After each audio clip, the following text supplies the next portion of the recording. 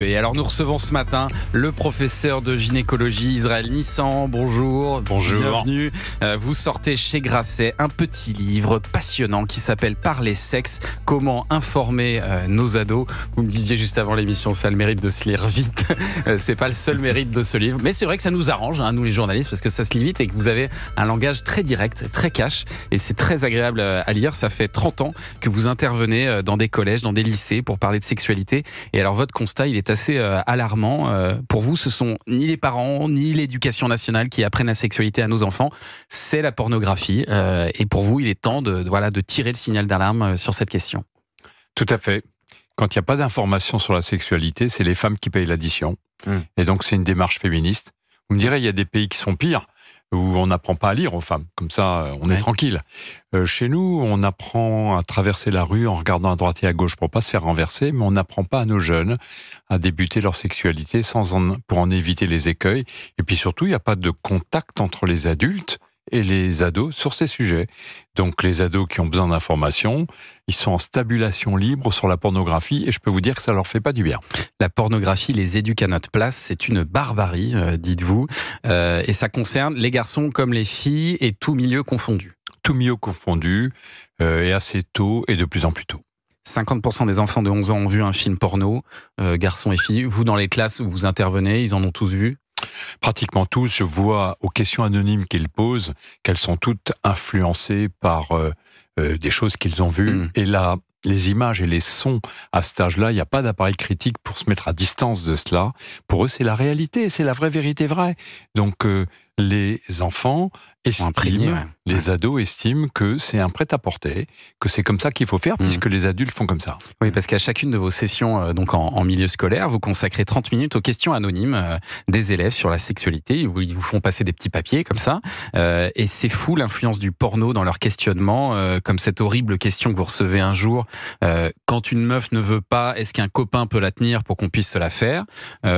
Cette question, elle est pas posée sérieusement. C'est pas possible de poser ça sérieusement. Eh bien, j'ai pas su sur le moment si c'était sérieux ou pas, mais en tout état de cause, la pornographie, c'est un apprentissage du non-consentement. Une femme qui dit non, en fait, ça veut dire oui. Et d'ailleurs, si on est bien viril et qu'on la fait bien jouir, elle regrettera d'avoir dit non. Donc c'est un apprentissage du non-consentement. Faut pas s'étonner que la violence entre les sexes augmente.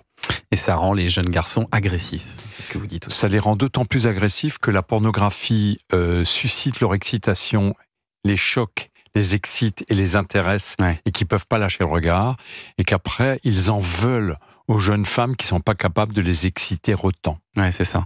Et vous intervenez dans les établissements scolaires partout en France, en milieu urbain comme rural, mais pas forcément aux mêmes âges, c'est ça ?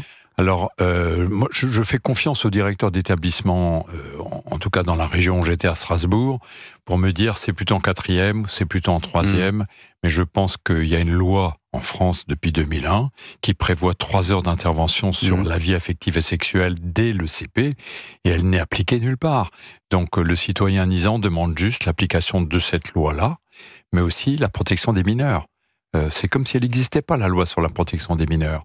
On peut montrer des images effroyables à nos jeunes, et gagner de l'argent avec ça, et ne pas être puni.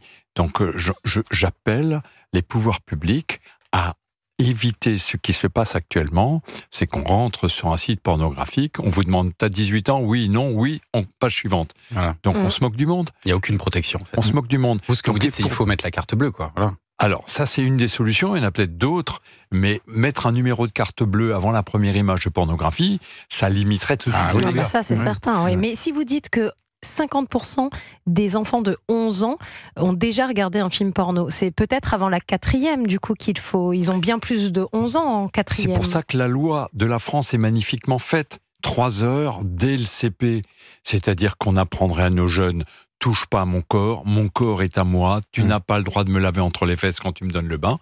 Ce qu'un enfant de 6 ans ne sait pas. Et on lutterait de fait contre l'inceste qui est assez élevé dans notre pays.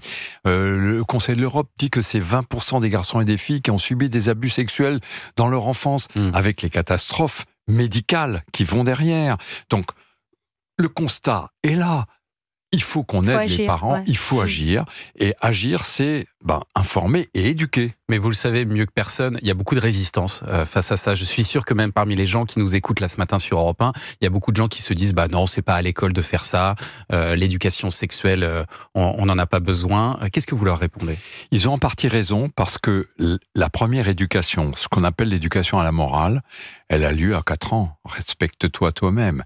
Elle a lieu à 6 ans. Et les parents sont les seuls légitimes pour faire cela. Et d'ailleurs, quand ce travail n'est pas fait, c'est pas bien récupérable. Mais quand les 12-13 ans approchent et que le regard se tourne vers les copains et les copines de classe et que l'enfant a l'impression de trahir ses parents, il les ménage, il ne les informe plus et les parents sont littéralement mis de côté au moment où l'enfant aurait le plus besoin de protection. Les parents, à ce moment-là, ont besoin d'aide.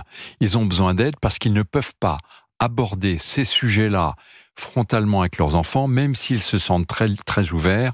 Les enfants ont un besoin de protéger leurs parents et c'est normal. Et en fait, les parents, on est les moins bien placés, c'est ce que vous nous dites, pour les éduquer sur ces questions-là.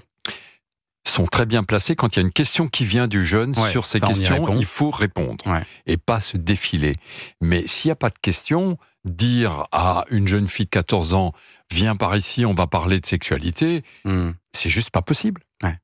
Et quand vous dites qu'il y a des enfants de 10 ans qui consomment 3 heures de porno par jour, moi j'ai un enfant de cet âge-là, quand je vous lis, je me dis que les parents qui laissent faire ça à leurs enfants sont complètement démissionnaires. C'est pas possible, 3 heures de porno par jour. Ce qu'il faut savoir, c'est que aujourd'hui, les enfants tombent sur la pornographie par hasard.